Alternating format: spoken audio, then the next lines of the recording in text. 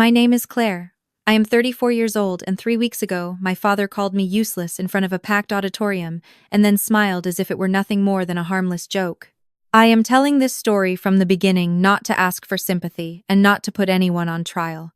I am telling it because there are many people out there living with the feeling of being looked down on inside their own families, and if you have ever been through that, you are not alone. If this story touches you, leave a comment, share one short line about what you endured, or simply leave a sign that you are here, because speaking and being heard can sometimes be the first step towards saving yourself. That night was the 50th anniversary gala of the Horizon Care Foundation, a community health fund my family has sponsored for decades. On paper, it was charity. In real life, it was reputation, speeches, and perfectly timed handshakes. The venue was in downtown San Diego, high ceilings, warm yellow lights, a dark carpeted stage below it, round tables with white linens, and neatly arranged crystal glasses. About 150 people were there, doctors, donors, a few press faces, and many acquaintances of my father, the kind who feel more important just standing near him for a moment. I arrived alone, as always, wearing a simple black dress, nothing flashy, nothing loud, and my mother's old pearl earrings. I came a little early and stood in the lobby watching people greet each other, smiling as if life were nothing but beautiful evenings. A few glanced at me and moved on. They did not recognize me, and that was completely normal because in my father's world I was never the part that needed introducing. The receptionist checked my name and pointed to the seating chart. My table was near a service corridor close to the staff door, not the family table and not near the stage. I was not surprised, I simply noted it because in my family even the smallest details always carried a very clear message about where everyone stood. My father, Martin Hale, arrived just before the program began, wearing a tuxedo, hair perfectly combed, the posture of a man used to standing on stage. He was always good at turning every event into a performance, where he was the center and everyone else was just tasteful background. His wife Susan walked beside him in a shimmering dress with a carefully practiced, gentle smile. Susan's son Ethan was there too, with the confidence of someone raised on praise and never pushed out of the main story. Jazz music filled the room, the lights dimmed, the host introduced the foundation's achievements, a recap video played images of patients, doctors receiving flowers, everything flowed smoothly. Then my father stepped up to the podium. The applause was steady, not because he was likable, but because he had power and everyone knew who to clap for. He held the microphone, his voice low, slow, and just warm enough. He spoke about 50 years of service, community responsibility. He thanked donors, thanked doctors, thanked the team. He told a few light stories that earned polite laughter. The atmosphere was safe, perfectly scripted. Then he moved to the family portion, the part I knew was coming because to my father, family was always a prop to prove he was successful, not just publicly but privately. He introduced Susan first, calling her a wonderful woman, always standing behind him, supporting him. Susan placed a hand on her chest, eyes glistening, right on cue. Applause again. Then he introduced. Ethan spoke about the future potential and carrying on the legacy. Ethan stood, nodded, and smiled just enough. The room looked at them like a model family. Then my father looked down at his list. His eyes passed over me very quickly, but I saw it. His smile was not warm, it was sharp and familiar. He said, "And this is Claire, my daughter." The stage lights briefly swept down to my seat like a supporting act. I sat up straight, hands on my lap, my heart pounding but my face unchanged. My father smiled and said, "This one could never keep to any respectable path." He paused, letting the room wait. No real degree, no proper career, but very good at showing up when there is a party. He lifted his glass, as if telling a harmless joke. At least today she knows to wear black to match the occasion. Laughter broke out at first, scattered, then spreading fast. I heard every burst, every whisper. Some looked at me with pity, some with curiosity waiting for my reaction, some laughed loudly because they thought they were on the side of the man holding the microphone. I did not cry, I did not turn pale, and I did not smile. I looked at my father, and in that moment I understood something very clearly. This was not the first time, it was just the first time he had done it in front of a crowd and cameras. I set my glass down, stood up, and pulled out my chair quietly. I walked into the aisle, not rushing, not shaking. I raised my glass, looked straight at the stage, and said, "Congratulations, Dad, congratulations to the family, this is the last time you will see me." I spoke slowly and clearly enough for the microphone to catch it enough that no one could mistake it for impulse. I set the glass down, picked up my bag, turned, and walked out.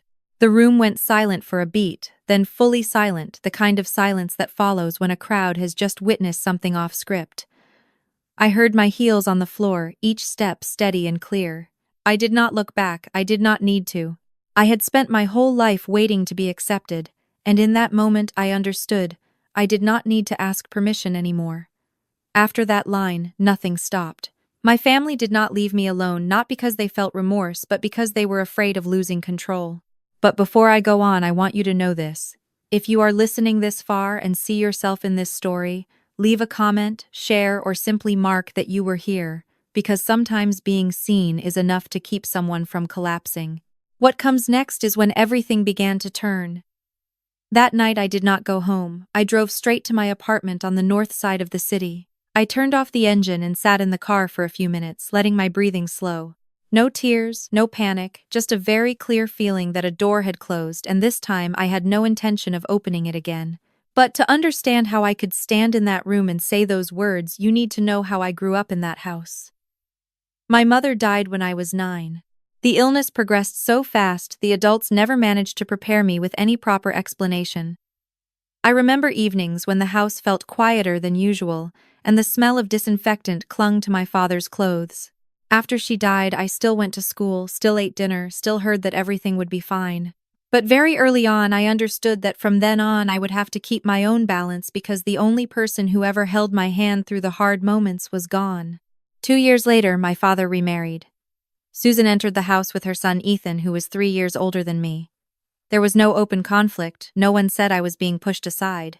Everything happened smoothly, politely, and because of that, it was harder to see. Susan called me daughter in front of others. My father said the family was now complete. But within months I realized I was no longer at the center of any story. Ethan quickly became the focus, praised for his grades, noticed for his achievements. I also did well in school, but my results were treated as expected, not worth mentioning.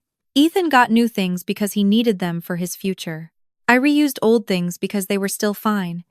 Ethan was brought to meet my father's contacts to get exposure. I was told girls did not need to think that far ahead. No one yelled at me, no one forbade me to dream. They simply did not consider my dreams important. The only person in the family who did not treat me that way was my grandfather, my mother's father. He was not wealthy, had no power, disliked parties. He worked hospital engineering his whole life, comfortable with machines and data, the things that quietly run in the background. Every weekend he called to ask what I was studying, what I was reading, whether I still liked the spreadsheets I used to sketch. He never asked if I was obedient or if I made my father proud. He asked whether I understood what I was doing. When I said I liked numbers, he smiled and said patience for them was rare. Those calls were the only place I did not have to justify my existence. When I said no one at home cared what I studied, he did not seem surprised. He simply said softly that some families love the way they know how, and some children have to find their own way to grow without waiting to be understood. I did not realize then he was teaching me something crucial: do not fight for a seat in a room that was never meant for you. By my teenage years, I had learned to speak less than necessary. I did my work well at school, did not draw attention, did not cause trouble. People called me easy to raise. The truth was, I had learned to shrink myself to avoid making anyone uncomfortable. I thought if I stayed quiet, everything would be fine. I thought if I needed nothing, nothing could be taken from me. My father never hit me and never yelled at me harshly. He simply looked through me, as if I were part of the wall behind him. When I talked about my plans for school, he nodded out of politeness. When I achieved something, he said good, and moved on to another topic. I used to believe that if I tried a little harder, he would see me. Later, I understood that some people do not see you not because you are not good enough, but because seeing you does not serve the story they want to tell about themselves. Susan was more subtle. She always knew how to use sentences that sounded caring to place me lower. A girl does not need that much pressure. Studying more does not make you happy. What matters is being reasonable and grateful. Those words sound logical if you do not live in that house every day. If you do live there, you understand they are a way to justify not investing in you. I began to realize I was being pushed out when major decisions in the house were made without anyone asking me. I was present at dinner but absent from the plans. I had a name on the family list but no voice. I understood that if I stayed inside that structure, I would always be the one mentioned as a joke whenever someone needed to lighten the mood. During that period, I learned how to observe. When you are not included, you see more clearly how things work. I watched how my father spoke to people who benefited him. I watched how Susan adjusted her tone when outsiders were present. I watched how Ethan grew accustomed to being prioritized and believed it was natural. I did not judge. I remembered. Because I understood that if I ever wanted to leave, I needed to know exactly what I was leaving. When I was 20 and my father called me home to talk about my having to stop school, I was not shocked. I had lived long enough in a family where my future was always a backup option. That was when I was forced to make the first decision for myself, even though I had no idea where the road ahead would lead. The conversation happened on a weekday afternoon, the kind of afternoon that if you did not know in advance, you would think nothing was special. It was not raining, the remaining sunlight was thin, the house was quiet, everything in place like a staged photograph. My father called me back and said we needed a family meeting. I remember the feeling when I heard those words, not fear, but a familiar exhaustion, as if a bell inside me had learned to ring before something bad could happen. I walked into his study. The smell of old wood paper and Susan's perfume blended together, creating an atmosphere that was refined and cold. My father's desk was always neat, no excess items like the way he wanted his life to look clean. Susan stood beside him, her hand on his shoulder, a gesture that looked warm but to me felt like a confirmation. A signature already stamped before I could speak. Ethan sat across from me, white shirt, calm posture, eyes fixed on a point on the wall, as if this were a meeting for adults, and I was only called in to listen. My father talked about the healthcare management program Ethan had just been accepted into. He used beautiful words, opportunity, future family honor. He spoke as if this choice was not just for Ethan, but for all of us. I listened and saw the familiar pattern when my father spoke about the future. He always used we, but the choice belonged to only one person. Then he turned to me, his voice even not irritated, not raised, just final. He said the family could not afford both Ethan's program and my education at the same time, so I would take a break. He emphasized the word temporary like a bandage over a cut. Susan immediately followed her voice, soft like silk, saying girls did not need that much pressure. Stability mattered more, there would be a suitable path later. Ethan stayed silent, and that silence was what chilled me the most, because it was not shyness but habit, the habit of receiving without needing to thank. I asked a question I had held inside for a long time that my father had promised my mother I could continue my education. I did not accuse, I only wanted him to confirm that the promise had existed. My father looked at me and said circumstances had changed. Those 3 words fell like a lid closing. No one argued, no one explained. I realized they had finished the conversation before I entered the room. I nodded, stood up, and left. The hardest part of goodbyes like this is that they make no sound. They happen in silence, but they cut very deep. That night I sat in my room looking at books, notes, and plans I once believed were real. I did not cry immediately. I sat like someone whose ground had been pulled away but still had to keep a normal face. I called my grandfather. I did not give details. I just said I had to stop school. He was quiet for a moment, then said, "If you want to go, go far." He did not tell me to endure or to be reasonable. He said one sentence I have never forgotten. Some paths do not open with a family's permission, they open with your own decision. For the first time in a long while, I felt someone standing on my side without needing a reason. 2 weeks later, I left home. I carried one suitcase, a few clothes, and a small amount of savings from part-time work. I did not make a scene or announce anything or slam doors. I just left. My father thought I would come back soon. Susan thought I was sulking. Ethan probably thought nothing at all. I only knew that if I stayed, I would continue living as the backup, the one mentioned when needed and forgotten when not useful. I chose Seattle not for romance but because no one there knew whose daughter I was. I rented a small studio on the 3rd floor with a window facing the parking lot. The first night I lay listening to cars on the street, pipes knocking in the walls, and for the first time felt adult fear. Fear of having no one to rely on, fear that if I fell there would be no hand to pull me up. Mixed with that fear was something lighter, a bit of new air, as if I had stepped out of a room that had been locked for a long time. The first months were very hard. During the day I worked as a data entry assistant for a private clinic. At night I waited tables at a diner near the hospital. I stood all evening carrying heavy trays, smiling at people who did not look me in the eye. I ate instant noodles, drank cheap coffee, and tracked every expense. Some nights I came back to my room, put the keys on the table, sat on the bed, and stared at the ceiling for a long time as if it could answer what I was trying so hard for. Then something happened, very small but enough for me to hold on to.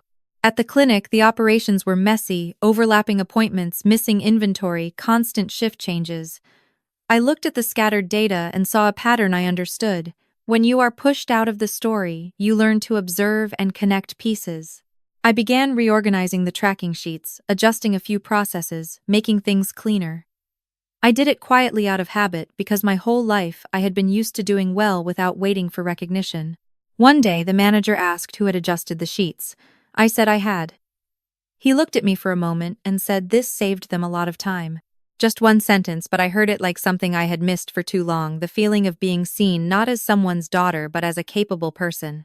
That night, I went back to my room, opened my laptop, and for the first time in years, I studied not to prove anything to my family but to open a path for myself. I did not know then how far I would go. I only knew that since leaving that house, I was living by my own decisions. From that moment, my life did not change in an explosive or dramatic way. It changed very slowly, bit by bit, like water soaking into soil, quiet but persistent. I still lived in the small studio, still went to work every morning, still scheduled appointments, entered data, answered phones. But inside me there was a different movement, quieter, steadier. I was no longer doing things just to survive. I began working with a purpose I could not yet name. I studied at night. After my shift at the diner, I returned to my room, opened my laptop, and sat on the old wooden chair that creaked whenever I shifted. I learned about process management, healthcare systems, and how data could help an organization run more smoothly. I did not enroll in a degree. I told no one. I studied because I saw the gaps around me and wanted to know how to fix them. Some nights I was so tired I fell asleep at the desk. Some mornings I woke with a heavy head and still went to work on time.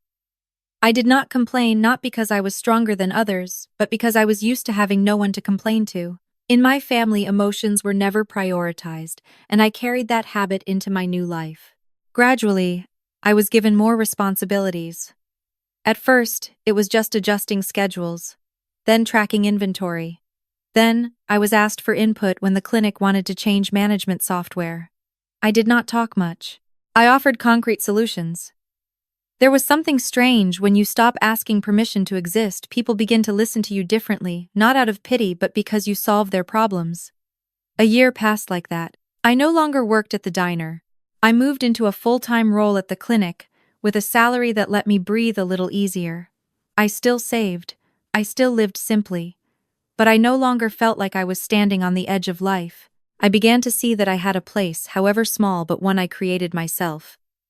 During that time, my family nearly disappeared from my life. My father occasionally texted asking if I was okay. I replied that I was. No one asked what I was doing. No one cared how I was studying. Susan sent a birthday card each year, neat handwriting, generic message. Ethan never reached out. I was not sad. I simply noted it. The distance between us was not geographic. It was the distance between people who no longer shared the same direction. My grandfather still called me every month.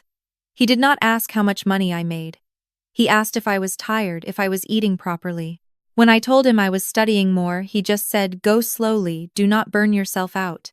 He did not praise or over-encourage, but he was there. For me, that was enough. When I was 24, something else happened. The clinic where I worked was acquired by a large corporation. Everything changed quickly, new systems, new management, new workflows. Many people were anxious. I was not. I had learned to adapt very early. While others worried, I began looking at the new structure, finding places that could improve. I sent a short proposal to the regional manager. I expected nothing. I did it because it needed to be done. A week later, I was called into a meeting. They asked me why I understood the system so quickly. I did not know how to answer, except to say I was used to having to teach myself. They laughed and said it showed clearly in how I worked. 3 months later, I was offered a move into the process improvement department. For the first time in my life, I had a title that sounded like something I once dreamed of. I remember that evening clearly. I went back to my place and cooked a proper meal, not instant noodles. I sat alone and ate, looking around the small room, and for the first time I felt proud. Not the kind of pride you show off to anyone, the quiet, private kind where you know you did not abandon yourself. I did not call my family to share the news. I did not feel the need. I called my grandfather. He listened and said only one thing. I knew it. I laughed. Inside me there was a warm stillness. I began to understand that some people do not need to witness your success to believe you deserve it. They believed it long before. In the years after that, I kept going down this path. I changed jobs a few times. Each change was a step up, slow but steady. I studied more. I worked with bigger systems. I started getting invited to consult for other facilities. By then, I was no longer the girl who left home with one small suitcase. But I still was not the person my family could be proud of in the way they were used to. I knew that if they looked at my life, then they would say I was still floundering. Not like Ethan. No impressive degrees. No title that sounded good at a party. What they did not know was that I had built myself a very different foundation. Not on the family name, not on anyone's permission. And that foundation, quiet and solid, prepared me for the next turning point. A turning point that, when it came, would force my family to look at me not as the daughter left behind, but as someone they had never truly understood. That turning point did not arrive in a dramatic way. There was no spotlight moment or formal invitation. It came on a very ordinary morning, when I got a call from someone I had worked with on a system improvement project. He asked if I would be interested in joining a small consulting group that handled complex operational problems for healthcare facilities, not as an employee. As a project partner. I was silent for a few seconds, not because I hesitated, but because for the first time in my life I heard an offer that put me on equal ground with others. I said I needed time to think. The truth is, I had been thinking for years for this moment. I just needed to make sure I did not react like someone always afraid an opportunity would be taken away. I hung up and sat still, staring at my computer screen. I thought about the old studio. I thought about the nights I fell asleep at the desk. I thought about my grandfather's words about opening your own path, and I realized I had been ready for a long time. At first, the group had only 4 people. No fancy office.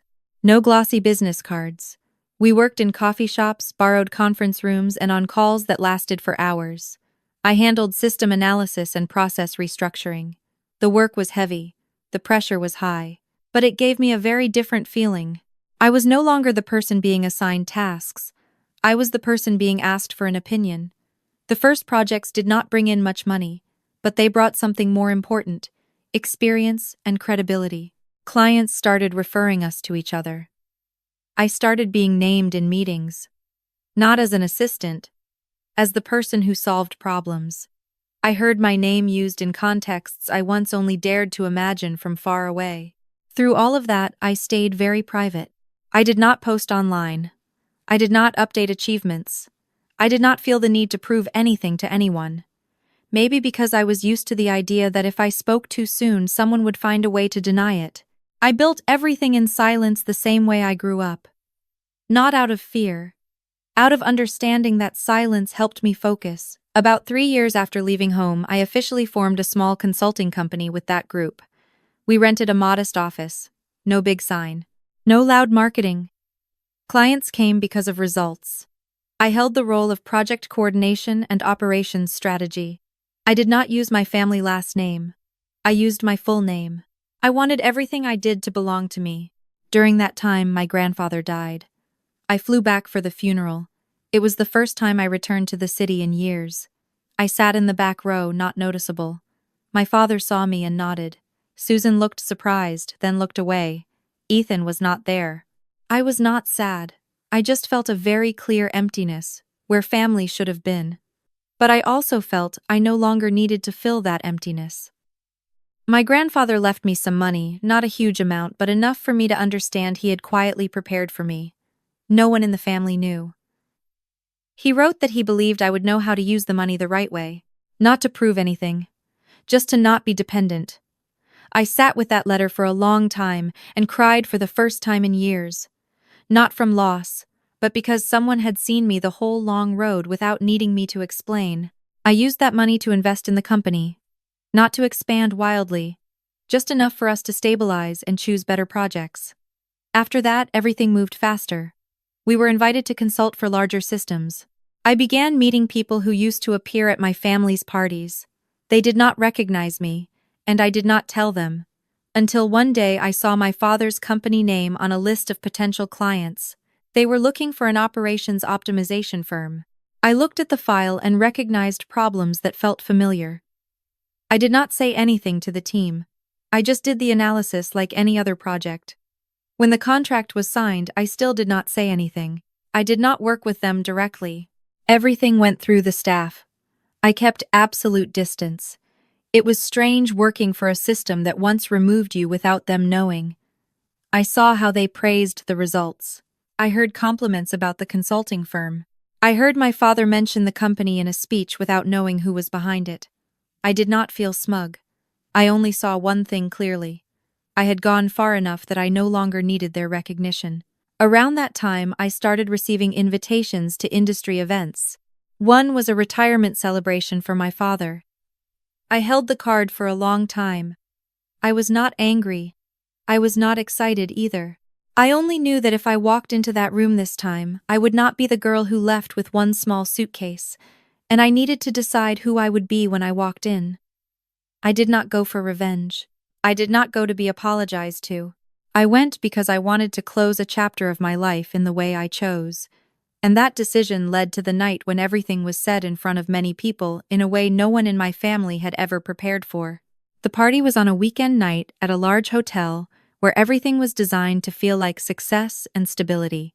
Soft, warm lighting, thick carpet music, just loud enough to cover polite conversations. I arrived alone with no expectations and no mood to prove anything. I only wanted to look at this room now as someone who had walked her whole road. When I stepped into the lobby, I saw my father immediately. He stood at the center of a group, the familiar posture, confident, comfortable as the one being listened to. Susan stood beside him, polished as always, a wine glass in hand, eyes scanning the room quickly. Ethan was busy moving from group to group, talking about new direction, future plans, responsibility of the next generation. No one noticed me. And for the first time in my life, that did not make me sad.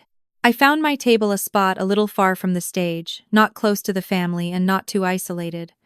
I sat down, accepted a glass of wine from a server, and let everything pass in front of me. I listened to familiar stories, polite praise, the same repeated lines about success, sustainability, legacy. I saw clearly who I used to be in this space, and I also saw clearly that I no longer belonged to the way they defined value here. While I sat there, I heard a few people at the next table mention my company. They talked about a very effective operations consulting firm, discreet, reliable, not flashy. They mentioned numbers, clear improvements, changes they called a turning point. I did not turn to look. I just listened. The feeling was not pride that wanted to show off. It was a quiet confirmation that my silent years had left marks, even if no one knew it was me. When my father walked onto the stage, the room settled. He took the microphone and began the familiar speech. He thanked partners, colleagues, family. He spoke about the long road, hard decisions, sacrifice. I listened and realized he still spoke in the same voice I had heard all through childhood, the voice of a man who believed he had done everything as right as he could. When he mentioned the company's recent successes, he praised strategic partners, including my company. He spoke with real pride. And I understood he was not performing. Then came the family introductions. Susan was mentioned first. Ethan was introduced with expectations. When it was my turn, he paused for a brief moment, just enough to pull the room's attention, then made a familiar joke, light, not cruel, but carrying an entire past. A sentence that made people laugh, a sentence that would have made the old me lower my head, but not enough to hurt me the way it used to. I stood up while the laughter was still echoing. I could feel the shift in the air the moment I pulled my chair back. No one expected me to respond. I walked toward the stage, not fast, not slow. I did not look at Susan. I did not look at Ethan. I only looked at my father. He paused slightly when he saw me coming.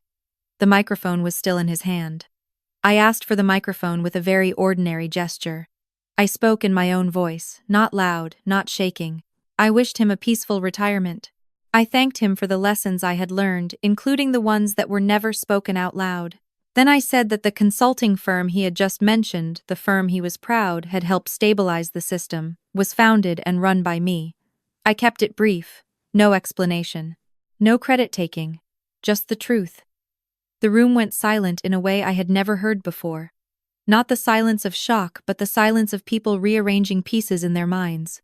I saw my father stand still. Susan stopped smiling. Ethan looked at me for the first time that night.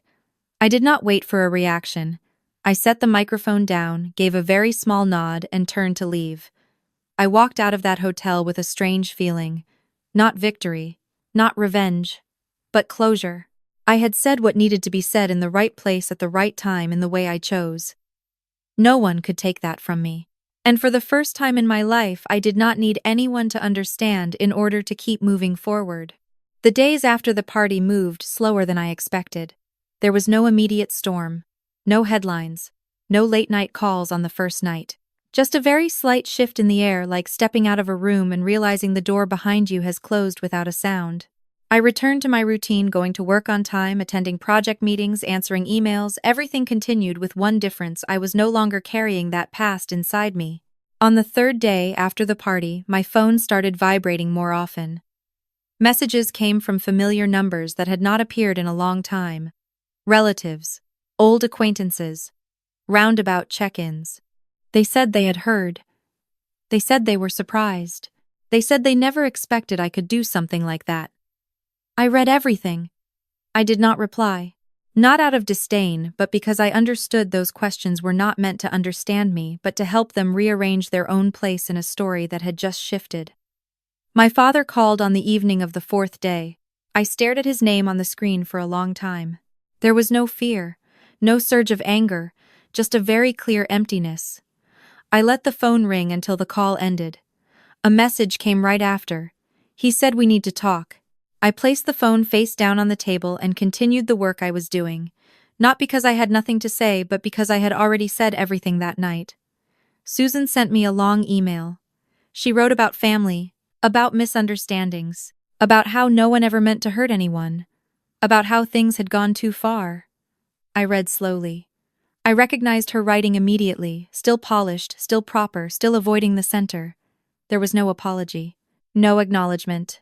Only a wish to return things to a familiar state. I did not respond. Ethan sent me a shorter message, the first time he had ever written to me directly. He asked why I had not said something sooner. I looked at that question for a long time. There were many possible answers, but none needed to be sent, because the question itself said everything. If he had ever wanted to know, he would have known long ago. I did not block them. I did not open the door either. I left everything at its proper distance. There is a strange feeling when you realize you are no longer pulled back by relationships that once defined you. It is not exactly relief. It is like a grief that has cooled, no longer burning, but still there like a scar, reminding you what you have been through. In those weeks, I worked more than usual. Not to escape, but because work gave me a steady rhythm. I met with my team, visited project sites, made decisions, saw very concrete results from my choices. There, everything was clear. No one asked me to be someone's daughter. No one joked about my worth. I was judged only by what I did. I started making time for things I had always put aside. I exercised more regularly. I cooked. I read books unrelated to work. I allowed myself to be idle without guilt. Some afternoons I sat alone in my apartment, sunlight coming through the window, and for the first time I realized I was living in a space that did not require defense. One night I dreamed of my grandfather. He did not speak. He just sat there, looking at me for a long time, then nodded. When I woke up, I did not feel sad. I felt settled. I understood I did not need any more validation from people who once overlooked me. The only person I could not abandon was myself. About a month after the party, I received another invitation to an industry event. I considered it, then declined. Not out of fear of seeing anyone again, but because I began to understand I did not need to show up in places that once made me smaller just to prove I had grown. I could choose where I belonged. And that choice did not require explanation. My family gradually went quiet. Not because they understood, but because they no longer knew how to reach me through the old patterns. I accepted that. Some relationships do not end with a full conversation. They end with a shift in position. And I had shifted mine decisively. I did not feel like I had beaten anyone. I only felt that I had stepped out of a game I never agreed to play. And when you step out, the world does not collapse. It simply quiets. And in that quiet, I began to hear my own voice more clearly. When everything settled, I realized the hardest part was not leaving but allowing myself to stop. Stop proving. Stop waiting to be understood. Stop carrying questions with no one to answer them. It took me a long time to learn how to live without looking back every time I made a decision. Some mornings I wake very early when the city is still quiet. I make coffee, sit by the window, and watch the light change on the rooftops. No one waits for me to explain who I am. No one needs me to play a role. It is just me and the rhythm I chose. In those moments, I understand that peace is not having everything. Peace is no longer being pulled back to places that once made you smaller. I am no longer angry at my family in the way I once thought I would be. Anger takes energy. I have used my energy to live. I look at them like I look at an old chapter of my life. It happened. It mattered. But it no longer controls my present. I do not need them to change for me to move forward. What I learned in the end was not how to stand in front of a crowd. It was how to sit alone without feeling empty, without feeling lacking, without needing validation. I once believed my value had to be spoken to exist. Now I know real value does not need sound. It exists clearly in the choices you repeat every day. If you are listening to this and feel your chest tighten, if you have tried for a long time to be seen within your own family, I have no grand advice. I only want to say that feeling tired does not mean you are weak. It may mean you have been holding yourself together for too long in a role that was never meant for you, and wanting to let go is not giving up. It is saving yourself. I tell this story not to say who is right or wrong.